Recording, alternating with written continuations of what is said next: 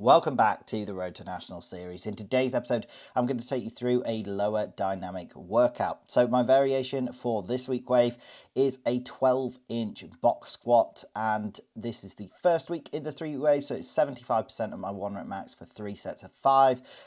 Now, of that 75% of my 1 rep max, obviously most of it is band tension here. I often try and go for like 50% of my 1 rep max in band tension. This was a bit higher. I would normally like to have a little less band tension and a bit more bar weight, but this is just how it lined up with the bands I have.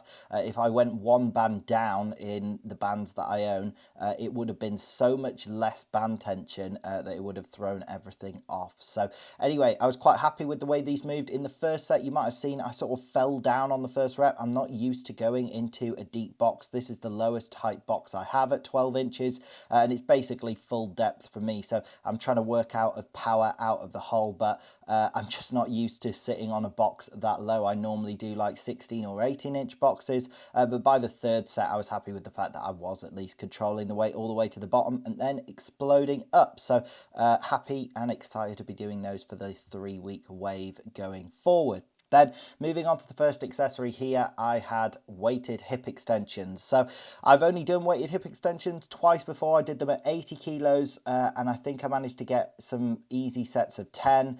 Then I did some at 120 kilos, which I got some really challenging sets of 5, and I did them deadlifting style where I left them on the floor. This time I decided to go right in the middle at 100 kilos and I managed to get 2 sets of 8.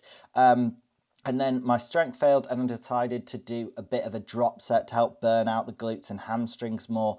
So I just did some sort of explosive body weight ones. Now, obviously, body weight felt ridiculously light after dropping 100 kilos. But the solution to lightweight is both reps and speed. So doing faster reps and working on explosiveness helps. And as you can see at the end of this second set, my glutes and hamstrings were burning like mad. There is no exercise for me that hits them and makes them burn as much as hip extensions. So I was very happy with those and hoping to keep working on those so that it'll help stop me caving forward in squats, but also help sort out my deadlift lockout. That is the main thing. That is my sticking point, and it is so frustrating being stuck like 2-3 inches, sometimes like 1 inch from lockout. It feels very annoying. So getting that hip extension and building up those glutes and hamstrings should help with that. Then moving on to the next accessory here, I did single leg quad extensions at 60 pounds. So my previous best on this was, I think, sets of 12. So I think I managed to get sets of 15 on each leg on this first set, and then only sets of like 14 on the second set, or 13 or 12. I can't quite remember. I think it might have just been 12s. But the limiting factor was my right leg. So if you followed the series for a while, you'll have heard me say this so many times, but if you're new to the channel, I've been working through a right knee injury. So that's why doing stuff like the dynamic squats with loads of band tension is a huge victory for me. I'm back to normal sort of squatting and training in general, and it's strength that's limiting me, but there is still a strength deficit on my right side where it was weaker because it was injured, and it was injured for like a year and a half, to be honest. So it's feeling much better. I've not been feeling pain even on these quad extensions, which obviously is literally directly taxing knee extension, and that is something that used to hurt my knee so much. Very happy to be able to train it, but it is frustrating because the right leg is definitely weaker. So that's also why I'm training the right leg first and then just matching the reps I get on the right leg with the left leg, because if I train my left leg first, obviously I'd be able to push harder and to get more reps, but then the right leg wouldn't be able to match up to it, and it would actually increase the deficit and make the imbalance larger and larger, which is not what we want. I'm trying to get the right leg to catch up. So at the moment it's like the right leg is training all out and then the left leg is just matching it. But to be honest, it was still challenging. I think the gaps may be closing because it did feel more challenging for the left leg this time. And watching it back, it's a bit annoying. It looks like my knee's not fully locking out. I might actually lighten the weight and focus on like fully extending the leg. It feels locked out when I'm doing it, but maybe going forward I'll focus less on progressing the numbers Although that was a PR, and that's normally what I shoot for each session, is to just set a record on every accessory. I think I should drop the weight a bit more and do a fuller range of motion and a better contraction at the top. Anyway, I'll see next time I do them. So moving on to the next accessory here, I had calf raises. Now normally when I do calf raises, I do them weighted, I do them fairly heavy, and I do them with whatever my second accessory is. So normally there's some sort of like belt squat set out or a bar for good mornings or something, and I just use that. Because I did the hip extensions, there was no weight already set up, and I was feeling pretty bad this workout.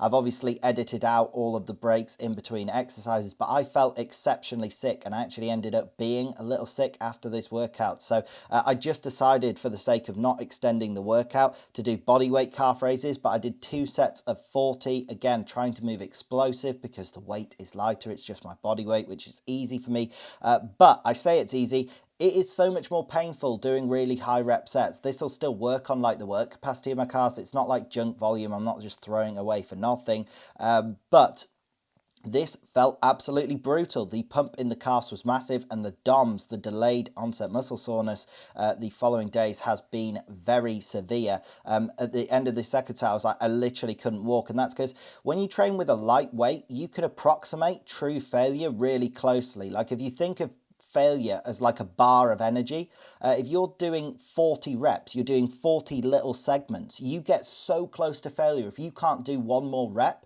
But if you're training like sets of 5 and you hit failure and you can't do a 6th rep, you could be like at 82% fatigue and you can't get another rep, a 6th rep, because you only have 18% left. It's quite hard to explain this bar analogy. Maybe I shouldn't have said it. But the point is, you can leave massive amount of energy left. That is why drop sets are so good, to train heavy, and then the remaining energy you had. For example, in those hip extensions, I got the sets of 8. I couldn't do any more hip extensions, but I could do loads of extra body weight hip extensions. So my glutes and hamstrings still had a lot of energy left. So I could actually push much further and eke out far more when you're actually approximating real failure. But that's why those calf raises were so hard, because when you go really light, you basically go to absolute failure. So anyway, the final accessory here was hip abductions. Now, normally after this, I would have had an extra miscellaneous lower exercise, but like I say, I felt really sick. I actually clutched my stomach at the end of this second set, and then I go off and throw up a little bit. So I called the workout here. There's no point making yourself sick. You're not actually improving or training when doing that. So if you are ever very sick, 1, try not to push that hard, and 2, just call the workout there. So that is it for today's video. I hope you did in fact enjoy the video. If you did, drop it a like, drop it a comment, subscribe, click the bell, all that good stuff, and I hope you have a great day.